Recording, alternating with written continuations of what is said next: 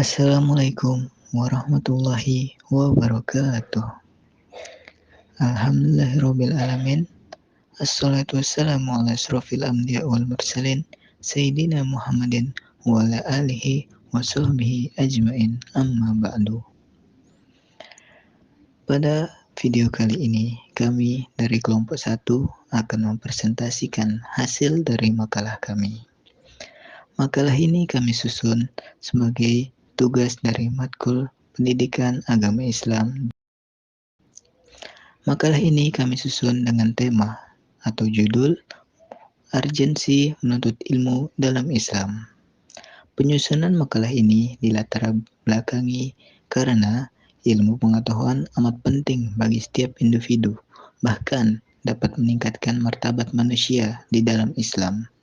Menuntut ilmu juga merupakan suatu ibadah kepada Allah dan terdapat beberapa proses dalam menuntut ilmu. Pentingnya mempunyai ilmu adalah untuk membuktikan kekuasaan Allah Subhanahu wa Ta'ala.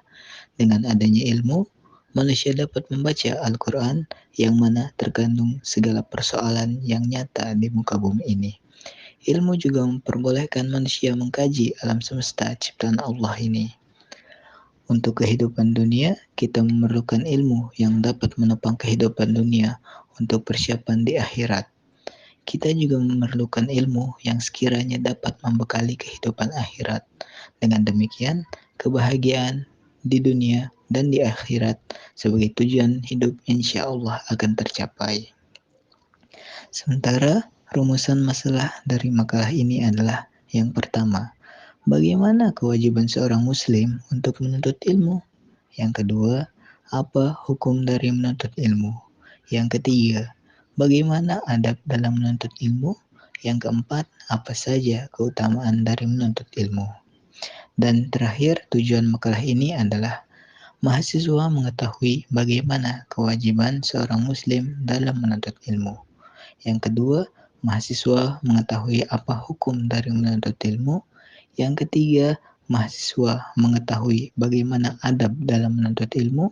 Yang keempat atau yang terakhir, mahasiswa mengetahui apa saja keutamaan dari menuntut ilmu. Sebelum memasuki pembahasan, alangkah lebih baiknya jika saya memperkenalkan anggota dari kelompok 1. Yang pertama yaitu saya sendiri, Ahmad Jugas Putratama, selaku moderator sekaligus pemateri pertama. Yang kedua yaitu Rahayu, selaku pemateri ketiga. Yang ketiga yaitu Apriliana, selaku pemateri kedua. Dan yang keempat atau yang terakhir yaitu Afriandi, selaku pemateri keempat.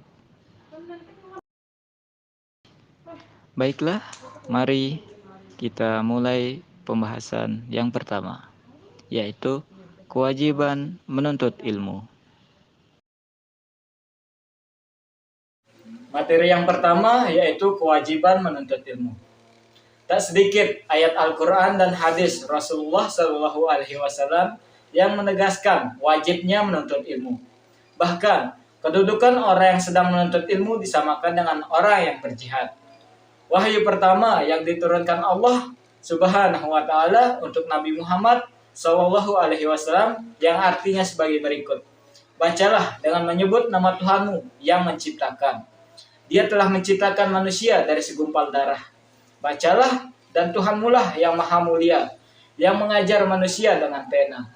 Dia mengajarkan manusia apa yang tidak diketahuinya. Quran Surat Al-Alaq ayat 1-5. Dari ayat tersebut, ada beberapa kata yang menguatkan perintah belajar dan menuntut ilmu, yakni bacalah. Yang mengajar dengan pena, mengajarkan apa yang tidak diketahui.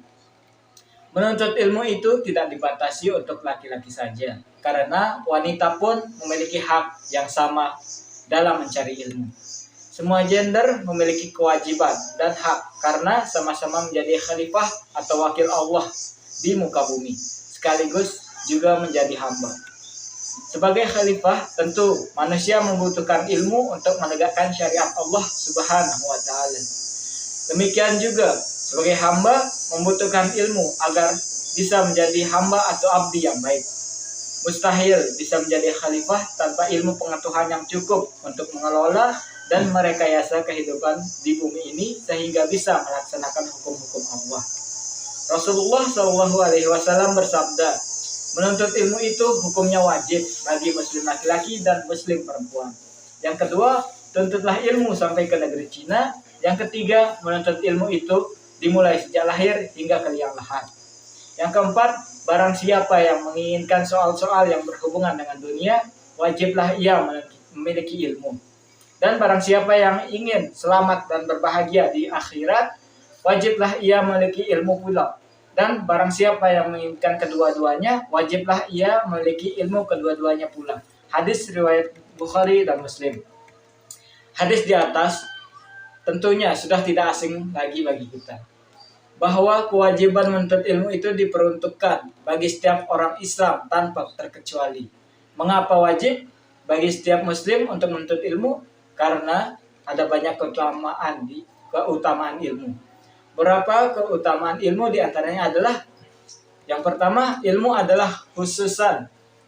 Ilmu adalah keistimewaan yang Allah Subhanahu wa taala khususkan hanya untuk manusia semata.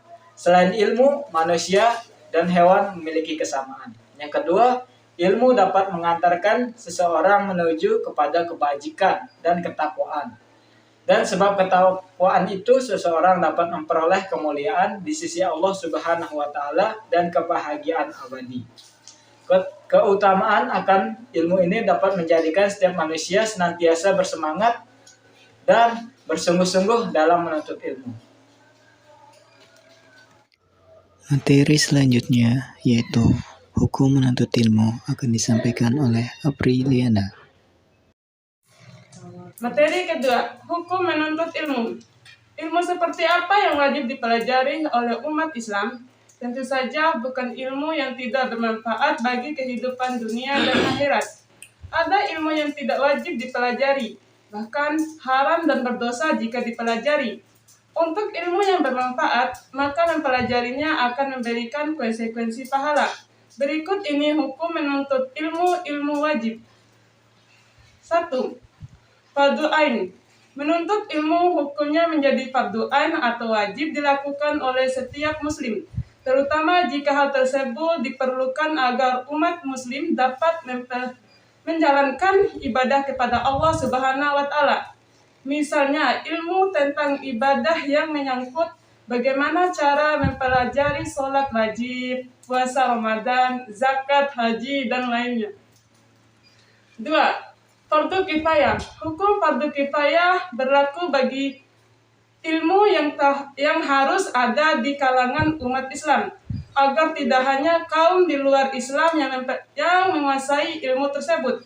Misalnya ilmu kedokteran, perindustrian, ilmu falak, ilmu komunikasi, ilmu bahasa, ilmu komputer, ilmu nuklir, dan lainnya. Materi yang ketiga yaitu adab menuntut ilmu akan disampaikan oleh Rahayu. Baik, materi ketiga yaitu adab menuntut ilmu. Imam Syafi'i memiliki 6 nasihat yang harus dimiliki oleh seseorang penuntut ilmu.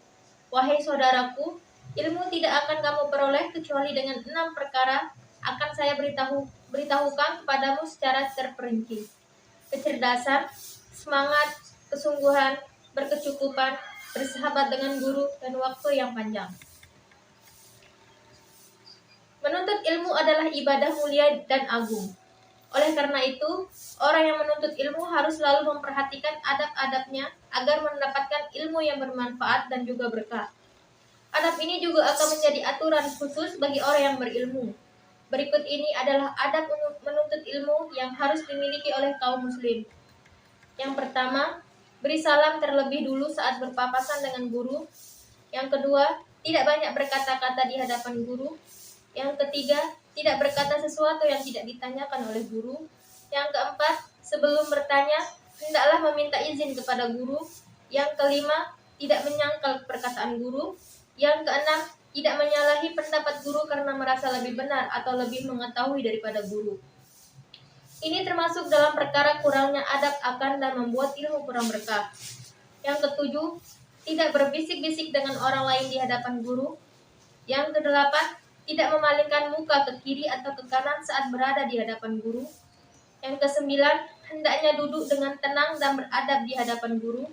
Yang kesepuluh, apabila guru berdiri, maka hendaklah ikut berdiri juga untuk menghormati guru. Yang kesebelas, tidak berburuk sangka terhadap guru. Yang kedua-belas, ikhlas dalam menuntut ilmu karena menjadi amalan yang bisa membuah ibadah. Allah Subhanahu wa taala berfirman, dan mereka tidak diperintahkan kecuali untuk beribadah hanya kepada Allah dengan mengikhlaskan ketaatan kepadanya. Quran Surat Al-Bayyinah ayat 5. Yang ke-13, tidak boleh menuntut ilmu untuk mencari keuntungan dunia seperti agar mendapatkan jabatan, pekerjaan dengan gaji yang tinggi, dan sebagainya. Rasulullah SAW bersabda, barang siapa yang menuntut suatu ilmu seharusnya karena Allah, lalu dia tidak menuntutnya kecuali untuk mendapatkan tujuan dunia, maka ia tidak dapat mencium bau surga. Yang ke-14, bersungguh-sungguh dan tidak bermalas-malasan. Al-Hadi Abu Yusuf berkata, ilmu ini adalah sesuatu yang tidak akan memberikanmu separuh dari dirinya sampai engkau memberikannya dirimu seluruhnya. Yang ke-15, bertakwa dan senantiasa takut kepada Allah. Allah Subhanahu wa taala berfirman, sesungguhnya yang takut kepada Allah di antara hamba-hambanya adalah ulama. Quran Surat Fatir ayat 28. Yang terakhir, rendah hati, tawadu, dan tidak sombong. Allah Subhanahu wa taala berfirman, dan rendahkanlah dirimu Muhammad terhadap orang-orang yang mengikutimu, yaitu orang-orang yang beriman. Quran Surat Asy-Syura ayat 215. Dan materi terakhir yaitu keutamaan menuntut ilmu akan disampaikan oleh Afriyandi. Materi keempat, keutamaan menuntut ilmu. Menuntut ilmu merupakan hal yang wajib dilakukan oleh kita sebagai umat muslim. Karena dengan menuntut ilmu dapat memperluas wawasan kita tentang pengetahuan, sehingga kita dapat diakui oleh lingkungan masyarakat yang ada di sekitaran kita. Selain itu, menuntut ilmu juga salah satu bentuk ibadah yang diwajibkan di dalam Islam. Dalam Al-Quran, Allah Subhanahu wa taala berfirman yang artinya, maka ketahuilah, ilmuilah bahwasanya tidak ada ilah Tuhan yang berhak untuk disembah dengan benar kecuali Allah, dan mohonlah ampun terhadap dosa-dosamu. Quran Surat Muhammad ayat 19. Oleh karena itu, ada beberapa keutamaan menuntut ilmu sebagai orang yang bersungguh-sungguh dalam mengerjakannya. Karena memiliki keutamaan yang amat besar dan mulia, di antara keutamaan menuntut ilmu adalah yang pertama, ilmu adalah warisan para nabi. Yang kedua, dapat mengetahui kebenaran. Yang ketiga, menuntut ilmu adalah jalan menuju surga. Yang keempat, mendapatkan pahala yang sama kepada orang yang diajarkan. Yang kelima, terhindar dari fitnah dan laknat. Yang keenam, Allah tidak memerintahkan nabinya meminta tambahan selain ilmu. Yang ketujuh, orang berilmu akan diangkat derajatnya. Yang kedelapan, menjalankan kewajibannya. Dan yang 9, manfaat yang akan terus mengalir meski telah meninggal. Dengan berakhirnya penyampaian materi keempat, selanjutnya saya akan menyampaikan kesimpulan dari makalah kami. Tuntutlah ilmu, maka sesungguhnya ilmu sebagai obat dari kebodohan dan penyelewengan hati. Bersemangatlah, carilah dari ulama Ahlus Sunnah wal Jamaah yang berpedoman kepada Al-Quran dan Al-Hadis dengan pemahaman salaf, para sahabat Rasulullah Shallallahu Alaihi Wasallam dan orang-orang yang mengikuti mereka dengan baik. Dan berhati-hatilah dari ahlul bid'ah yang memakai ra'yu, pikiran, kias yang batil, perasaan dan takwil dalam memahami atau menafsirkan Al-Quran dan Al-Hadis. Lihat Syarhus Sunnah dan Muqaddimah kitab Sahih Muslim. Sebagaimana himbauan seorang ulama dari kalangan tabi'in, Muhammad bin Sirin rahimahullah, sesungguhnya ilmu adalah agama, maka lihatlah dari siapa kalian mengambil agama kalian. Sekian penyampaian presentasi makalah kami. Kurang lebihnya kami mohon maaf. Jika ada salah kata, mohon dimaafkan. Wabillahi taufiq wal hidayah. Wassalamualaikum warahmatullahi wabarakatuh.